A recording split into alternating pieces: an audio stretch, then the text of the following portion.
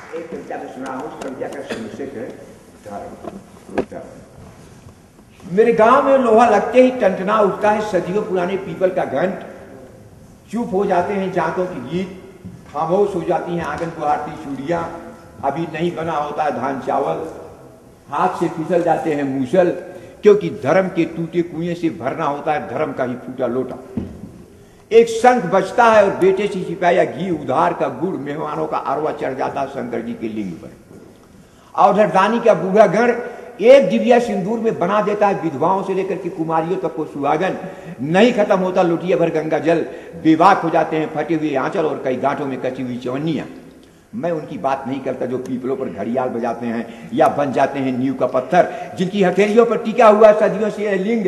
ऐसे लिंग थापों की माएं खीर खाकर बच्चे जनती हैं और खड़ी कर देती हैं पूरी नरपुंगों की पूरी जमात। मर्यादा पुरुषोत्तमों के वंशज उजाड़ कर फेंक देते हैं संबुकों का गांव, और जब नहीं चलता इससे भी काम तो धर्म के मुताबिक काट लेते हैं एकलव्यों का बूटा और बना देते हैं उनके खिलाफ तमाम झूठी दस्तखतें। धर्म आखिर धर्म होता है जो सूअरों को भगवान बना देता है, चढ़ा देता है नागों के फन गायों का थन।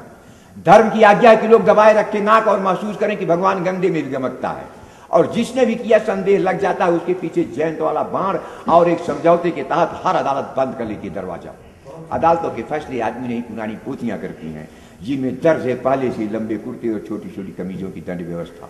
तमाम छोटी छोटी थैलियों को उलट कर मेरे गांव में हर नवरात्र को होता है महायज्ञ। सुलग उठते हैं गोरू के गोबर के दानों से निकाले तमाम हाथ, नीम पर टांग दिया जाता है लाल हिडोल। लेकिन भगवती को तो पसंद होती है खाली तसलों की खनक। बुझे हुए चूल्हे में उड़कर बुझे हुए चूल्हे में ओढ़कर फूटा हुआ तवा मजे से सो रहती है खाली पतीलियों में डालकर पांव। आंगन में सिसकती रहती है टूटी चारपाइयां, चौरे पर फूल आती हैं लाल लाल सुहारियां। माया की माया भरवा के दिखा देती है बिना डोर की छलनी में पानी। जिन्हें लाल सुहारियां नसीब हो देवता होते हैं, जिन्हें लाल सुहारियां नसीब हो वह देवता होते हैं, और देवियां उनके घरों में पानी भरती हैं। लग्न की रातों में कुमारियों के कंठ पर चढ़ जाता है एक लाल पांव वाला स्वर्णिम खराऊं, और एक मरा हुआ राजकुमार बन जाता है सारे देश का दामाद, जिसको कानून के मुताबिक दे दिया जाता है सीताओं की खरीद फरोख्त का लाइसेंस। सीताएं सफेद दाढ़ियों में बांध दी जाती हैं और धर्म की किताबों में घासें गर्भवती हो जाती हैं।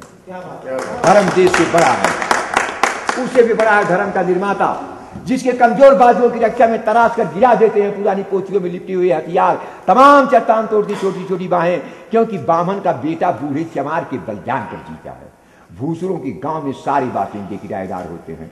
ऊसरों को तोड़ती आत्माएं नरक में ढकेल दी जाती हैं। टूटती जमीनें गडरा कर दक्षिणा बन जाती हैं, क्योंकि जिनकी माताओं ने कभी पिसुआ ही नहीं किया उनके नाम भूपत महीपत श्रीपत नहीं सिर्फ बीपत हो सकते हैं। धर्म के मुताबिक इन्हें मिल सकता है बेहतरीन का रिजर्वेशन, बशर्ते कि संकल्प दे अपनी बूढ़ी गाय और खोज लाए ₹1.25 कर्ज, ताकि गाय को घोड़ी बनाया जा सके।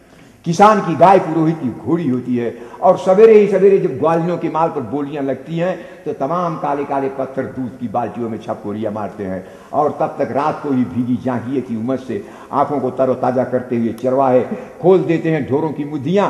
एक बानी गाय का एक लोदा गोबर गांव को हल्दी घाटी बना देता है, जिस पर टूट जाती है जाने कितनी टोकरियां, कच्ची रह जाती है ढेर सारी रोटियां। जाने कब से चला रहा है रोज का नया महाभारत।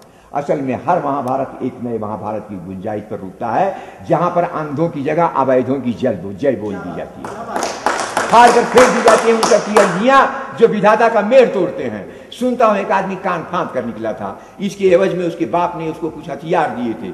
ये आदमी जेल की कोठरी के साथ तैर गया था दरिया, घोड़ों की पूछे झाड़ते झाड़ते तराश कर गिरा दिया था राजवंशों का गौरव। धर्म की भीख ईमान की गर्दन होती है मेरे दोस्त, जिसे काट कर पोख्ता किए गए थे सिंहासनों के पाए। सदियां बीत जाती हैं, सिंहासन टूट जाते हैं, लेकिन बाकी रह जाती है खून की शिनाख्त। गवाहियां बेमानी बन जाती हैं, और मेरा गांव सदियों की जोश से वंचित हो जाता है, क्योंकि कागजात बताते हैं कि विवादित भूमि राम जानकी की है। कितना टाइम बचा जोशी जी, समय कितना बचा है?